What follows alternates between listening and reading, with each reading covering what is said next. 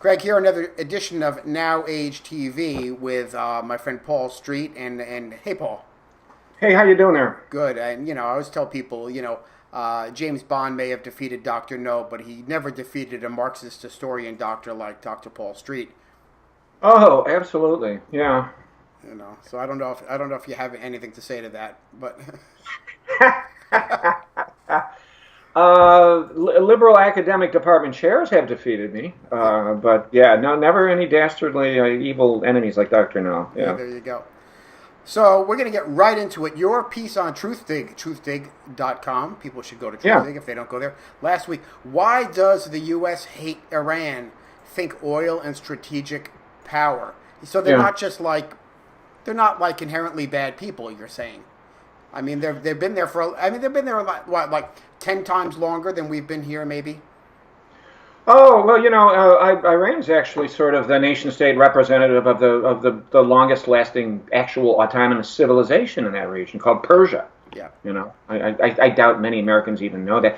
I doubt, Americans rank, Iran ranks up top three. It's up there. Russia's moved up lately, but it's Iran, North Korea, and China are the states we're all supposed to hate, and that's what shows up in the Gallup polls and the Pew Research polls. Who do you hate the most? Who do you fear the most? Of course, the rest of the world, by the way, it's the United States. That's the top threat to peace and stability for most of the world. But here, we hate those three. Russia, because of Russiagate and all the Putin madness and the Democrats and CNN and MSNBC, Russia's moved up into that category in the last 4 years. But Iran's always been very high. I think it has been ever since the hostage crisis in 1979, which you and I are both old enough to actually recall, Yep. on TV. And the irony of it is that Iran is probably the most westernized, democracy-friendly, probably the most relatively feminist. I mean, I use that word guardedly, but has the most social liberty and the most human and women's rights of any of those countries in that region. And we're supposed to hate it the most. It's like our enemy numero uno. It's just absolutely absurd. And I don't want to get into all the academics of the article I did, but Trump just went and took his whole team and signed off on a $100 billion arms deal with the single most reactionary nation on earth, where they behead people for dissent and adultery and homosexuality. Publicly in the street, we should say. Publicly in the street. It's like an entertainment event. Oh, you can Google it up. It's the strangest thing. If you're kind of sick, you can do a Google of Saudi Arabian beheadings, and you will see them. They take place in shopping mall parking lots and in football, soccer stadiums. It's just insane.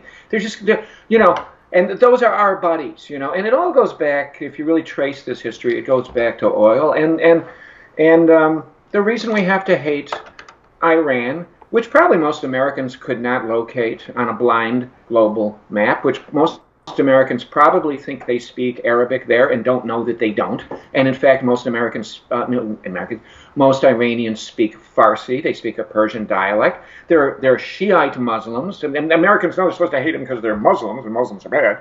But they probably don't know that they're Shiite Muslims, and that's very different than the Saudis and the rest who are Sunnis. I mean, I could go on and on and on about it.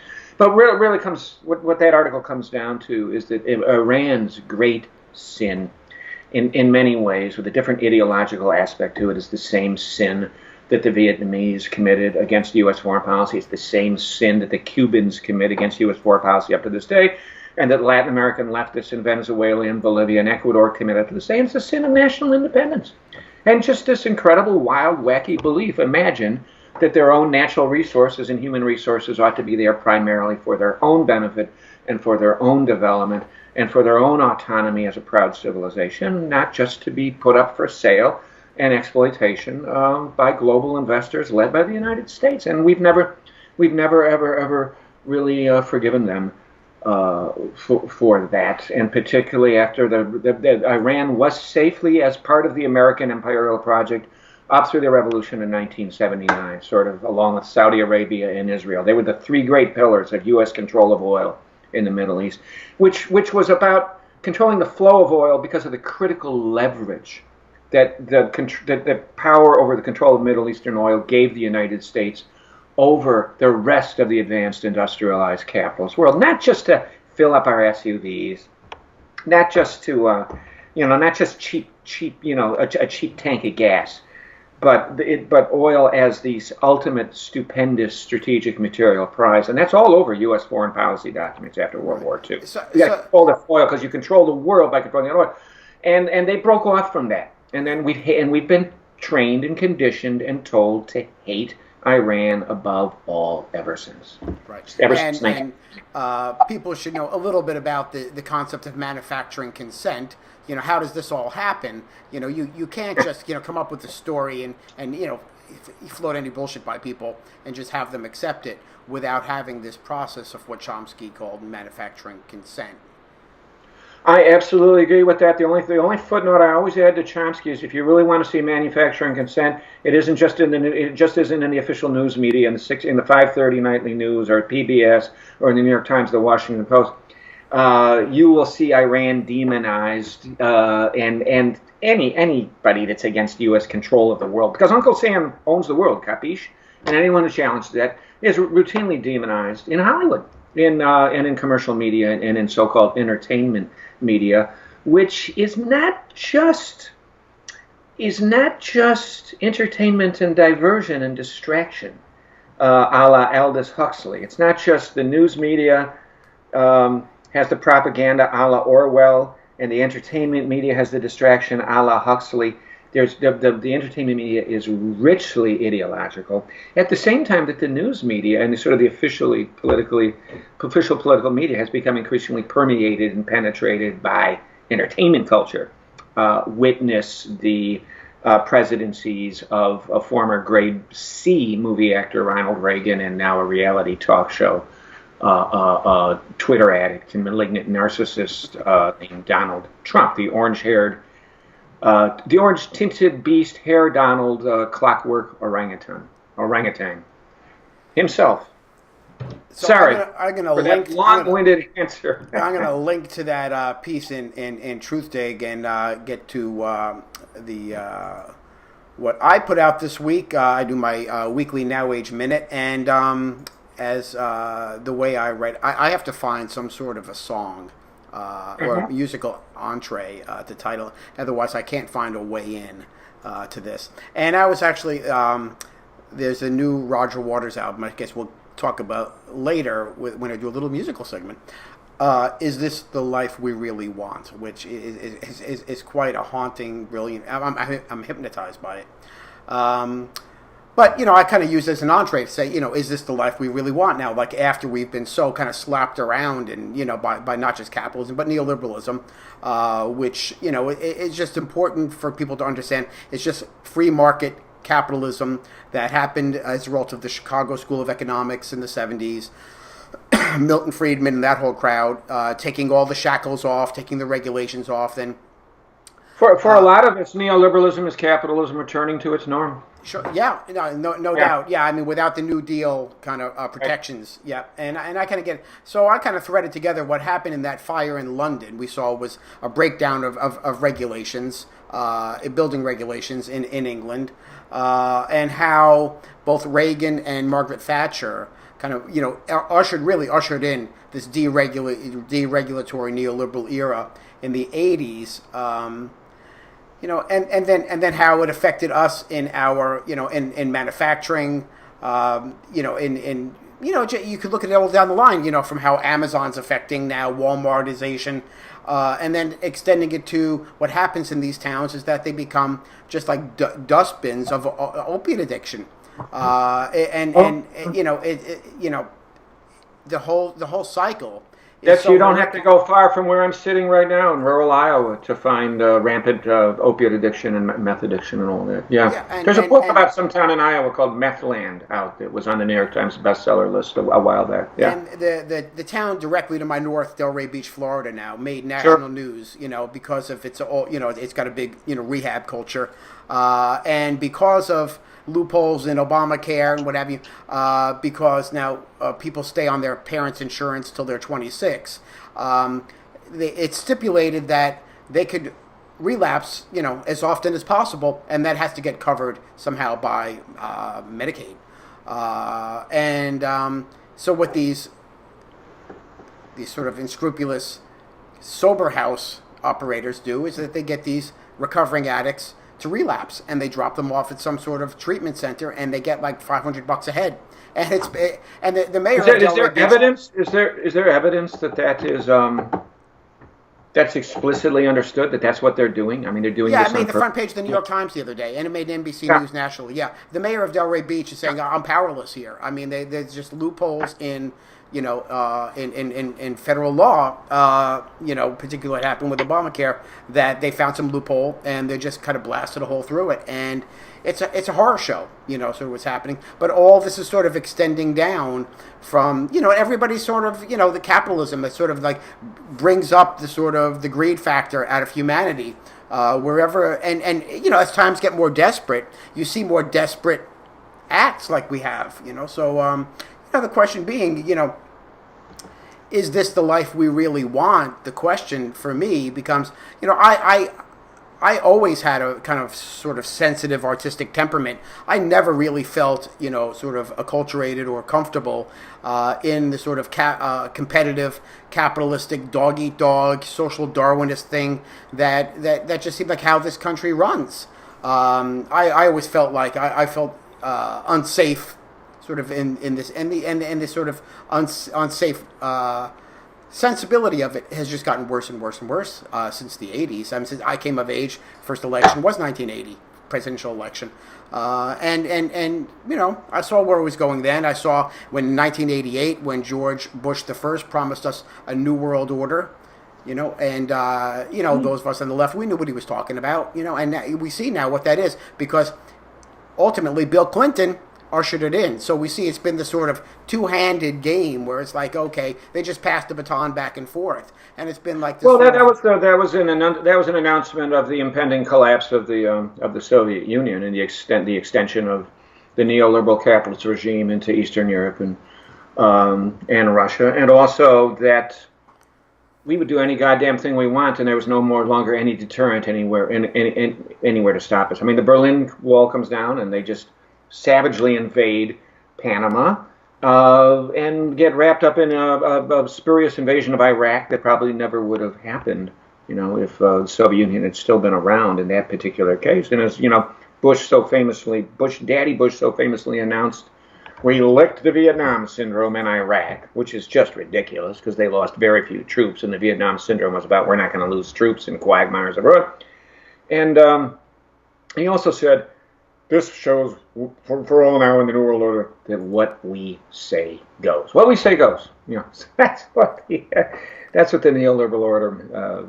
That's what the New World Order was. What we say goes. Yeah. And there's nobody there to draw any lines anymore to stop us. And there's no longer any competing model of an alternative, different kind of society. I mean, I was never particularly a fan of the Soviet model of socialism, but there was a Soviet accomplishment. There was a Soviet modernization and development and urbanization, cradle-to-grave healthcare coverage and education system, all kinds of things. Under a society that had terrible flaws and was a class society, was not a capitalist society. And now they didn't have to compete with it anymore.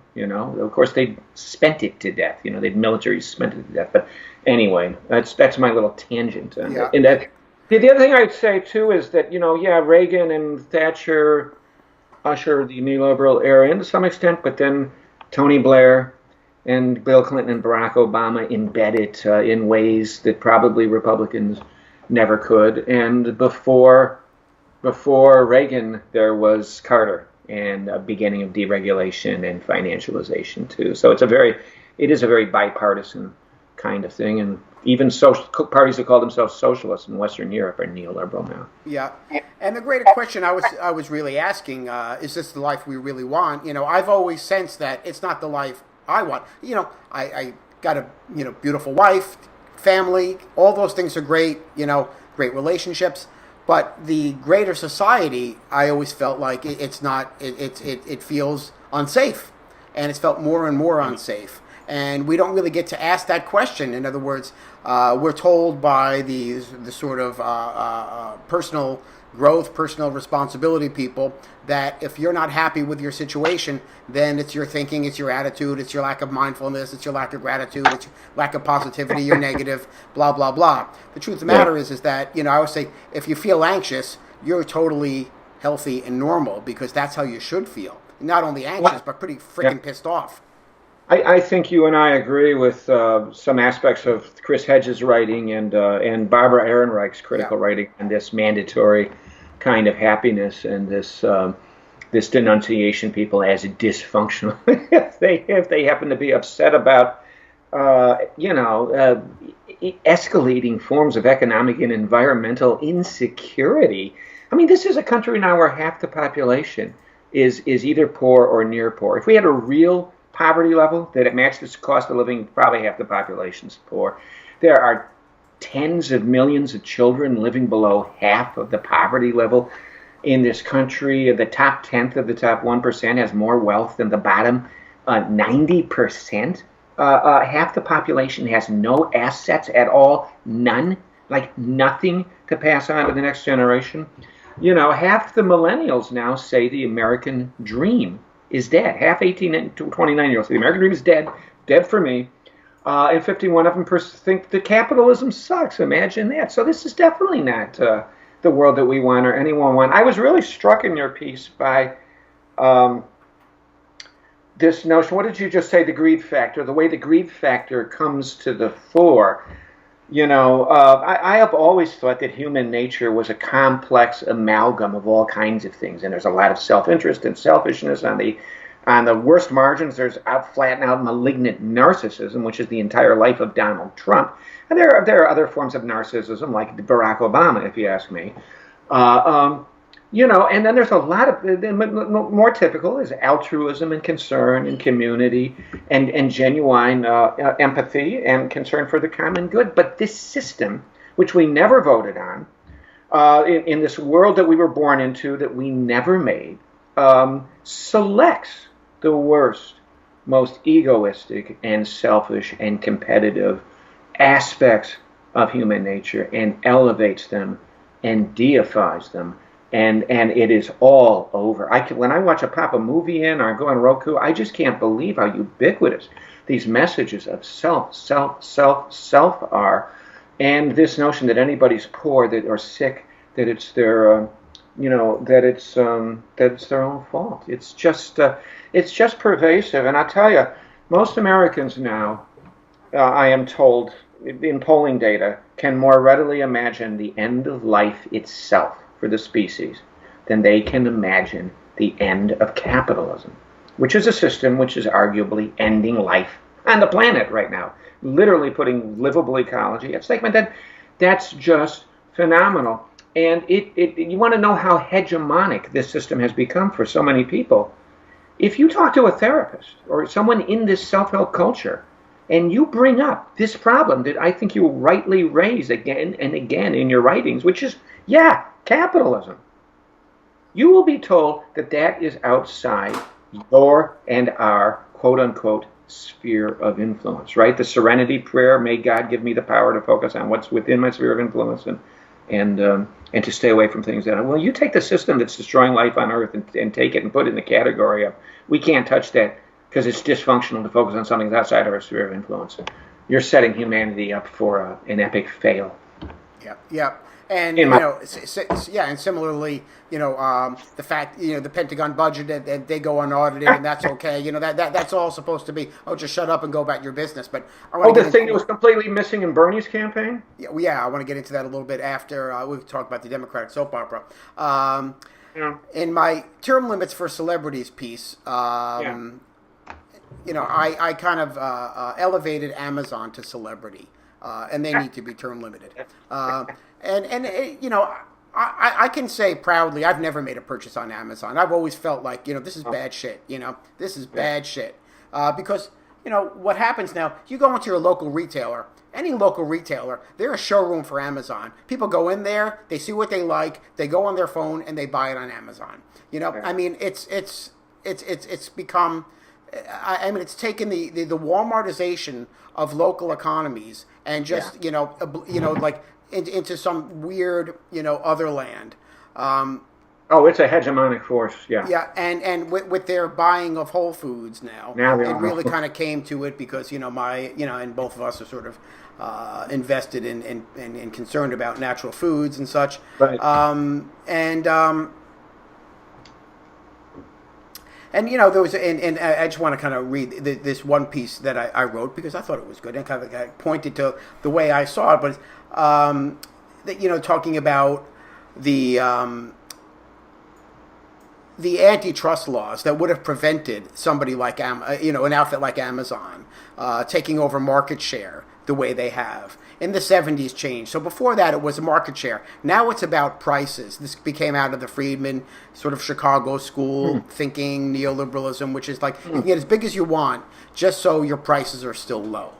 You know, so that's how. So they really manipulated antitrust law. So in other words, the courts started evaluating differently, and you see now everything kind of everybody's buying up each other, and the FTC doesn't stop at anything. But yeah, they're more likely to get in trouble on antitrust issues in the European Union than they are in the United States. No doubt. But I said, you know, as point of clarification, the Chicago School Revolution provided the precise ideological mechanisms to usher in the free market neoliberal era that's decimated market regulations, resulting 4 decades later in a decimated middle class via the decimation of New Deal economic policies. It's certainly no matter of coincidence that Ayn Randian libertarian ideology governs much of the Silicon Valley ethos, where social Darwinism meets revenge of the nerds, resulting in a corporate Freddy Krueger mentality punctuated by Amazon's Jeff Bezos. Yeah. Who's just this hegemonic force. He has contracts with the CIA, and then he owns the Washington Post, and the Washington Post has the editors are like all for the intelligence community to beat up on Russia, which is very useful because it focuses all the liberals and progressives away from all the nasty things that the Republicans and the Democrats are doing together and makes them hate Putin, and then that cripples everything that they're trying to do. And apparently they can't even talk about how racist voter suppression, you know, elected Trump anymore. That's like a classic liberal. I mean, you don't have to be a leftist. You could just be a liberal and have legitimate concerns about that, but now it's Russia. And now, so then while you're getting angered at Putin over your Washington Post op-ed and you're sitting in your house eating your organic beans that you ordered online from Whole Foods owned by Amazon, thereby contributing to the decline of what's left of your local natural foods retail sector in your own community, throwing some hippies out of the labor force and encouraging them to become involved in the buying and or selling of opiates. I mean, you know. Yeah. Then they can get into sober houses and get turned back over to the medical industrial complex and become saddled with medical fees to complement their student debt that lead them to commit suicide before age 50. Yeah, I mean, it's so. But we're free. Freedom isn't free. Yeah, well, look, you know, I mean, and I remind people all the time, you know, when you every time you buy from Amazon, you know, you're working to put your local business, somebody in your local economy, out of work. You know, so what happens at some point? At some point, you know, they're going to be automation and artificial intelligence. You know, you won't need actual cashiers in a lot of these stores anymore. Already, Whole Foods is experimenting with that, and we know Amazon is also. So, you know, we know Silicon Valley wants to get rid of the labor component because people are a pain in the ass. You know, right? It's a wonderful ideal, right? It's right out of Karl Marx. Let's get rid of, you know, labor time and but unfortunately it's still wrapped in a capitalist society where people have to obtain means of exchange in order to buy the necessities of life as commodities. So, you know, full automation would be wonderful under communism. Full automation is a disaster for millions of human beings. But all these drivers, it's the #1 top male job classification in America. What are they supposed? They're all just supposed to commit suicide after after driverless trucks and driverless buses and driverless cabs become ubiquitous and endemic. Well, you know, I have a relative who's involved in AI, and I asked, and he's a Trump supporter. I said, well, what about all this Joe Sixpack that you're so happy that you could be allied with these white working class peoples and vote for Trump, but you want to destroy their livelihoods? And he was like, well, you know, tough shit. That's the way life is. They need to go get an MBA at the University of Chicago. Yeah, there you go. Well, I mean, you know, the tech industry is one of the biggest proponents of the basic living wage, which on its face you say, okay, well, that makes sense. There are no jobs. You have to kind of give everybody some money, you know, but that just gives them cover for just eliminating labor. Well, Right, they don't have that. They're reducing their number of workers, which reduces the pay bill. But if they're high tech, they're capital intensive, and so labor isn't a particularly high component of their total expenditures. It was always the New Deal coalition back in the Roosevelt days. Always had its greatest corporate supporters from particularly capital intensive, large scale industry like Gerald Swope's General Electric because they can afford it. It doesn't bother them. You know, I mean. High wages is more a problem for labor-intensive industries and for smaller businesses. Big capital-intensive business can deal with it. Yeah, I mean, I think with the tech industry, it's sort of a libertarian ideological thing with them. You know, it's so more so than I mean, you know, you look at these areas now where Amazon has their warehouses, and they're mostly in big cities. You know, so there have been some interesting pieces lately just written about Amazon sort of. You know, this sort of predatory thing and what happens to these towns. There was one piece in the Times the other day about in western Pennsylvania where they were, you know, they went from being sort of manufacturing towns and those jobs, and I actually a link to it in my article in the one about is this the life we really want about where the manufacturing towns, those jobs went and they turned into retail jobs. And now the retail jobs are gone because of Amazon. No retail jobs. Yeah. Right. And so now there's nothing, you know.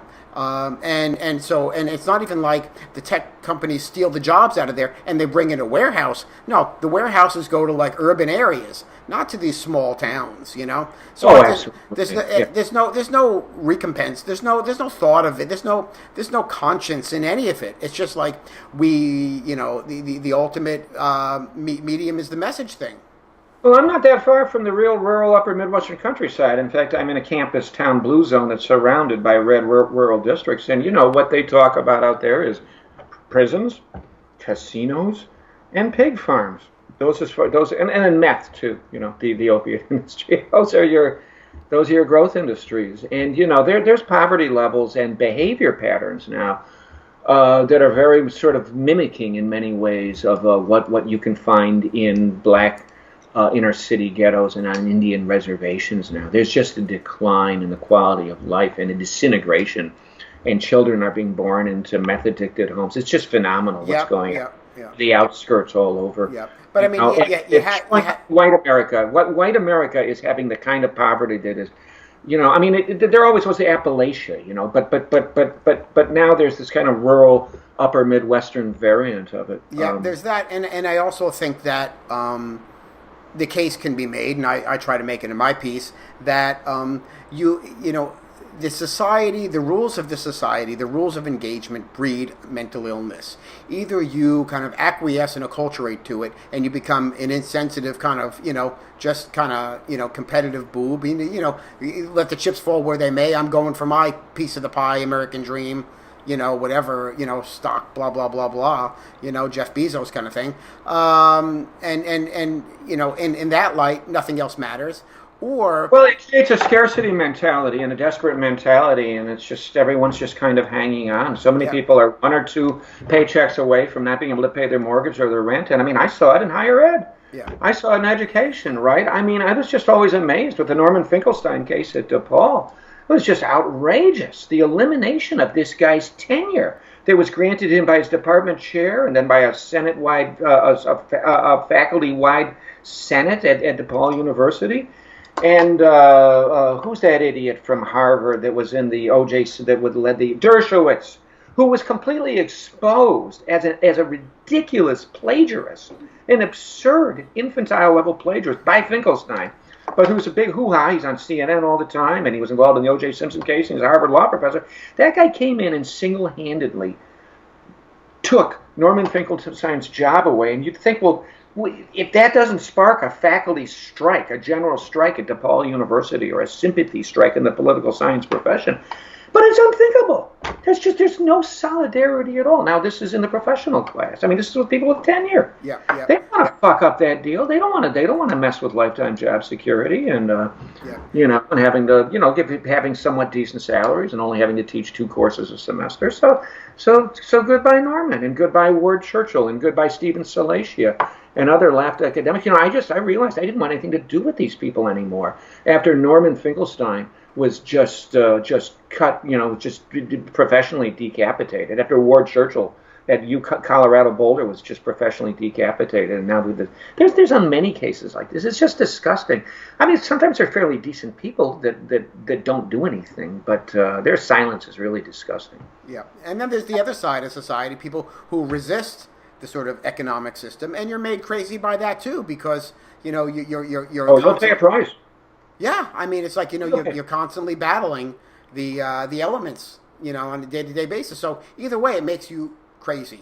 Either way, it makes you crazy, And so for people like us, I think we go economically crazy because it's just a true fact. I mean, I can't sit here and present myself as a role model necessarily to young adults, except without a caveat, which is you better be fucking ready to pay a price for being an actual leftist. I mean, and by which I mean a non-armchair leftist, not just someone who has a couple references to Marx or Marxist scholarship in an introduction to an academic article or a book, but the type of person who, when I taught, I did this. My idea of a successful class was one in which I professed, a professor who, imagine that, who actually professed. And my definition of a successful class was one that had 10 kids up at the lectern at the end of it and were ready to join movements, students against sweatshops, global justice, anti-war, whatever. I mean, they don't, they will not, a department chair once said to me, we had enough Howard Zinns. We don't need any more. Okay? I mean, that says it all right there, right? They couldn't fire him. But now they just, and I hate to be focused on academia so much. That's across the board. That's anywhere. You got called out as a union organizer in an industrial workplace today. You're done. You're done. You're gone. So you do pay a price, and you better be ready for it. Yeah. So moving right along, there's a soap opera in the Democratic Party going on right now, and there was a poll taken over the weekend saying that about 3/4 of Democrats are sick and tired of their representatives and senators talking about Russia at the expense. Russia. Yeah, Shut up! Enough about Russia. We're dying out here. Yeah. Yeah. And I thought, my wife and I recently watched the Dog Day Afternoon, the Pacino thing, when he's like on the phone, he's like, I'm dying here. I'm thinking about, this is like, this is what people are saying. But no joke, like literally dying. Yeah, I'm fucking dying. I don't give a shit about Russia. How does that help me? Meanwhile, fuckers couldn't do shit about any of your basic issues. They're supposed to matter to Democrats' issues, which is why this far right-wing sociopathic lunatic white nationalist fascist party is in there trying to kick 24 million more people off of fucking health care. What is that? Yeah. I mean, I understand being angry at the Republicans and shouting them down at town halls, but who let them in the first place? Yeah. Yeah, and that they can't see that it's so simple to get behind single payer and to and to champion something that, what is it now, 2/3 of Americans want, or something, a crazy number that I've seen 57%. I've seen 2/3. Yeah, and probably among Democrats, I bet you it's 3/4. Yeah, among Democrats, I bet you it's and majorities of physician groups. Who doesn't? Who opposes it? Insurance companies, for-profit hospitals, and drug companies. Right? I mean, this is who we're all. I watch these panels on CNN lately because they're doing this healthcare thing, and they're going back and forth about what a mess it is and how complicated it is, and there's these partisan calculations over here, and no one can figure it out. And I'm like, what the fuck is wrong with you people? Like you say, 2/3 are for a very simple solution called improved Medicare for all. You're born, you get a card, you're entitled to health care, which is taken out of the realm of commodity exchange because you're a human being, which is what they do in most of the industrialized world. Hello? And these chattering skulls can't wrap their capital-choked mouths around the phrase single payer. It's just mind-boggling. In the real world, I mean, a lot of Americans actually think, because a lot of people don't know anything, they think that's what health insurance reform is. They just instinctivly think, they thought that about Obamacare. I talked to people who thought Obamacare was single payer. Yeah. Because, the right wing's calling it left wing, and so they must be that. Right, I'm for that. Well, they're calling it socialized medicine. which Yeah, I mean, it's not. It's a right wing Heritage Foundation, plan. Exactly. And in fact, Elizabeth Warren came out, was it yesterday, in the Wall Street Journal, saying now we should be supporting it because Obamacare was a right wing Heritage Foundation plan. It maybe took us towards single payer, but now we have to go full board towards. Is she willing to take a big slice out of the Pentagon budget to Well, pay there for you it? go. This is the point. This is the part where you and I talked about yesterday that Democrats, including Bernie Sanders, won't touch with a 10-foot pole. It's so third rail. In other words, they go, oh, where's the money going to come from? Where's the money going to, we're spending all this unaudited money in this Pentagon budget, that For the F-35, like which Bernie's for, the F-35, one of the greatest boondoggles of all time. Yeah, and that's the only way he was able to bring home the bacon, in jobs to Vermont, apparently, with, he kind of sucked up to the military-industrial complex himself. So, there's all that complexity going on. So, what's going on the left, and I know that you got a kind of secret thing brewing there about what's going on the left, so I won't reveal that now to the public, to the slews of people watching. Right. But it's secret. I'm still waiting for Putin's remarks. Yeah. In the margins before I release anything. But what's happening on the left? You have this sort of really strong movement of people who are former Bernie people, and then former Bernie people who are still Bernie people, and then former Bernie people who are now against Bernie people, and there's all this kind of circular firing squad going on. I saw a thing on Facebook that I didn't know who they were. I guess they were a friend of mine because I have all these friends I never met. And they put up, when did Bernie sell out? And the debate was it from the beginning or did it happen later on? And all these people I'd seen before, they weren't even debating whether Bernie was the real thing anymore. It were just, the comments went into the hundreds.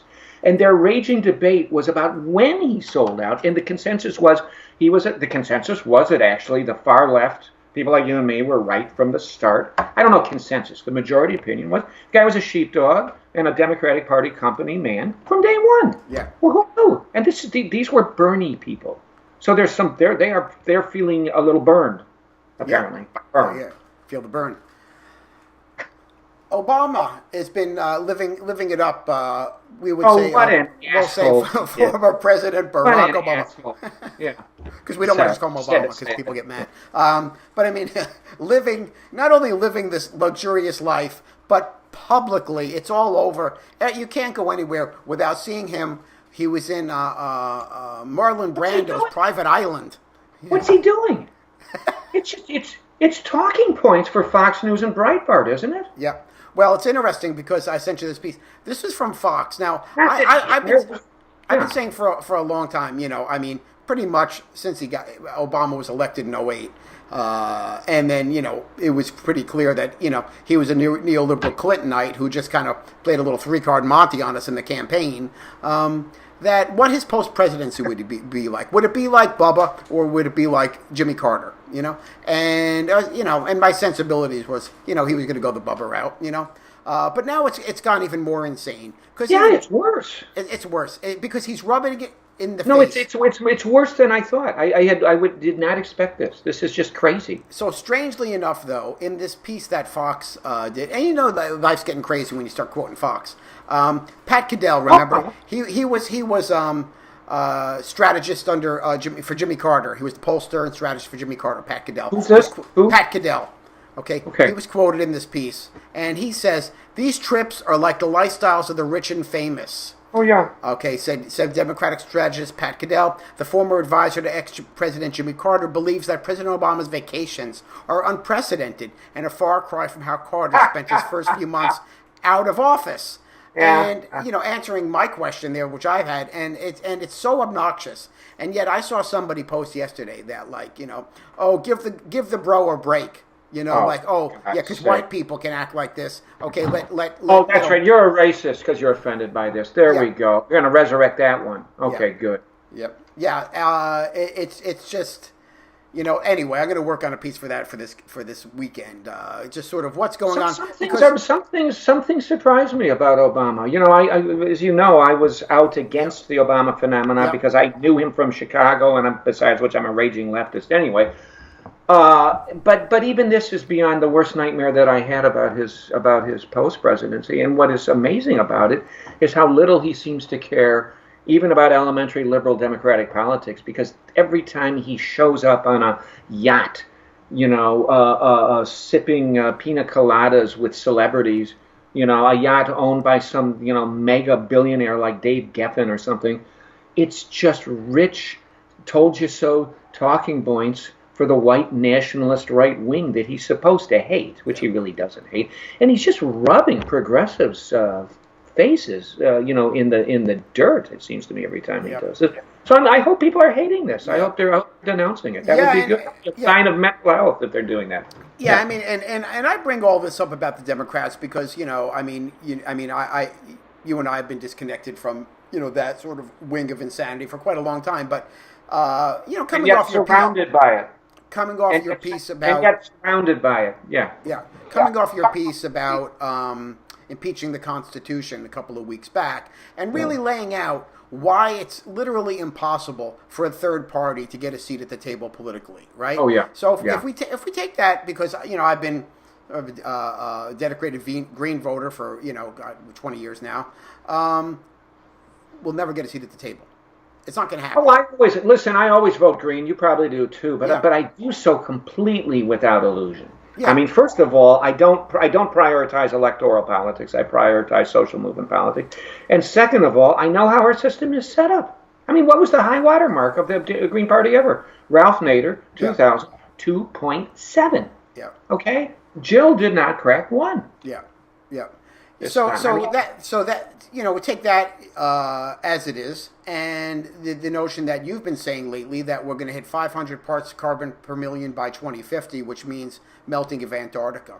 And so does that mean at this point? That's goodbye planet. That ultimately we're going to have to push for some sort of revolt within the Democratic Party to get a seat at the table of change. I'm just kind of throwing it out there, and we can kind of.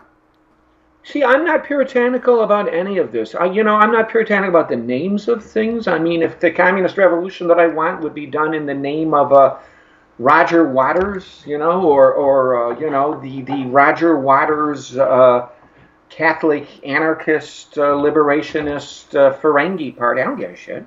So I don't get hung up on that. There is this phenomenon with millennials.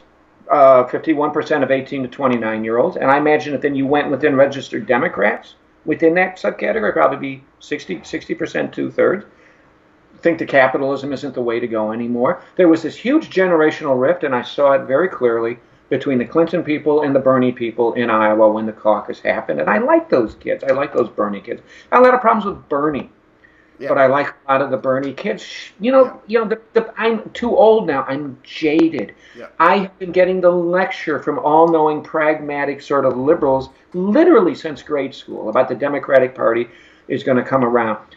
Take a look at California, where they've got Jerry Brown, who used to be a single-payer advocate, in the governor's office, and Democratic Party control of both of the legislative houses there, and they just killed single payer. I mean, they just destroyed it. I bet you 3/4 of the California Democrats are single payer advocates. They literally just stopped it. The state assembly guy said, I don't want to put Jerry Brown in the embarrassing position of having to veto something that he's for because, the hidden message, their real owners are the corporate captors. And yet with all of that, if these kids could get in there, turn it into an actually democratic socialist party, that would be exciting. I don't know if they have time to do that generationally before the planet, goes down the tubes. The way they can get me in, or at least to not be mean to the Democratic Party then, probably would be to seriously attack the Pentagon budget. They have to get real about the great big missing piece of the Bernie Sanders progressive agenda, which is the defense budget. And it's just morally wrong not to critique our imperialism and the people it kills. It's pragmatically and practically insane to think that you can have progressive. Dr. King understood this. You can't have progressive domestic social policy while you're giving 55% of your federal discretionary spending to a war system. And do that. There's a few other things they need to do. And Probably change their goddamn name. I think that would help me a lot. I think they've got to become they got to become the People's Party or the People's Democratic Party or the Democratic Socialist Party or something. I think that name is stained. Yeah, yeah, No. yeah, So yeah, it yeah. fundamentally change it and change its goddamn name. It is a two-party system. I still think people should not give up the notion of calling a constituent assembly and rewriting the goddamn charter of this nation's government. I realize that would only follow a mass revolution in the streets, but I think we need such a revolution and redraw the rules so the third and fourth parties can actually exist. But you're right. I think that right now, as we are set up, they can't be relevant players. So, I hate to agree with that, but it's true. So before we go to our commercial break, Yeah. a little bit about something that you and I both like, which is the rock and roll thing. The new Roger Waters album, which I've been totally hypnotized by, called "Is This the Life We Really Want?" And I encourage. I haven't heard it yet. Just for the record. Yeah, and it takes you like 3 or 4 listens to start to get hypnotized. It's not like sort of the. It's not pop music that you're gonna get hooked in and on one listen and go, oh yeah, this is catchy. Yeah. He makes you look at what you don't want to look at. In American empire, in capitalism. In greed and human nature and everything he's been doing since the early 70s pretty much is that here's the mirror, look into it. Welcome to the machine. And a guy who's in his early 70s now hasn't had a new original record in 25 years, right? Wow. And you're thinking, okay, who in his generation is still able to kind of pull the rabbit out of a hat? Really nobody like that, on this level of quality and insightfulness and just it's the real deal. Like, wow, this guy it's really amazing. It's sort of like his final straw, and it's quite impressive as a musical statement and as a just a literary statement. I mean, just nobody else is out there really saying He's it. touring right now, right? He's touring right now. Yeah. My understanding is he just did Seattle, and he's about to do he's finishing in Vancouver. Yeah, and I guess he'll be And down he played here. before like a little bar-sized crowd of 300,000 in Mexico City on the eve of the presidential election. Yeah. There's some great videos out there you can watch. It's spectacle. I mean, But as a former Facebook friend of mine named, what's this guy's name? David Smokehouse Ford denounced the Mexico City concert because he said that there were parts of it in which Roger Waters wasn't actually playing the bass guitar. What is that? Can Roger Waters take a break from playing bass guitar every once in a while? He's playing, isn't he, in much of the concert? In these concerts. Yeah, but also, I mean, he's got a He wrote the song. He's got a sizable band, and it's theater. He's putting on something called theater, which means there are some points he's gonna pass. He's not gonna actually play the part, but I mean, I don't know. Is that really the important piece here? Is whether he's playing bass or not? I don't think so. Right. Yeah. I didn't mean to divert. I've been amused by this little kerfuffle that emerged over there. So anyway, I encourage people to give it a listen because it's challenging stuff. I mean, it's you listen to it and it really makes you stop and think. And I think people need to stop and think. And I really do believe that art is the way to open minds, and musically, I don't know who's doing it in the way that he's doing it right now on that scale. And that I do think something's up right now. I think something's hopeful is going on. I think this that you mentioned in your piece, and you were quoting The Hill, right? The Capital, the magazine from The Hill.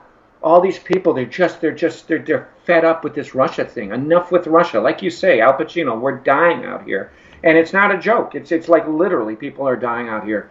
Because basic needs are being unmet in the richest country in the world, and people are getting really pissed about it. I mean, I don't want people to go pick up guns like that lunatic, but I think that guy that shot at those Republicans, I think that's like a canary in the mine. I mean, that's how angry people are. And everybody out here that's mad as hell, and even every gun nut out here, isn't necessarily a right-wing white nationalist. There's a lot of people out here who are angry, who are mad as hell and not going to take it anymore, that are on something vaguely that they call the left. We don't have enough of a movement of the left yet to really capture that and give it direction, but I see that starting to happen. Yeah, I mean, when you don't have agency, when you don't have any agency of your own, and you don't feel like there's anybody, there's no safety net, there's no support for you, and you start, you lose your, your economic freedom, your jobs, your family, all the things that go along with it. Yeah, I mean, what? Their lives are being ruined. What do you have to lose at that point? What the heck do you have to lose? Well, I was at an event where we were protesting the Dakota Access Pipeline at the headquarters of the Iowa Utilities Board, and this young environmentalist, at one point he was yelling at the people. They wouldn't come out, the people that had all signed off on the Dakota Access Pipeline. And he just started yelling, and he said, "What do you got to lose except a livable planet?" I mean, literally, we're looking now. We're sort of at that revolutionary point. That is when people become revolutionaries. When they're heavily invested in the system, and they're scared to lose what they might lose. I mean, we're getting to the point where life itself is not going to be going on. I mean, I'm literally telling young people, I don't see why you would want to have kids now. That's a terrible thing to say. It's a horrific thing to say. But, I mean, if you have a kid born next year, they're going to be, 32 when we're at 500. That's conservative, by the way, 500 parts per million by 2050. It could be higher. It's literally existentially necessary now to completely rewire how we interact with nature, and in turn that means rewiring how we interact with ourselves, because those two are dialectically inseparable and bound up with each other.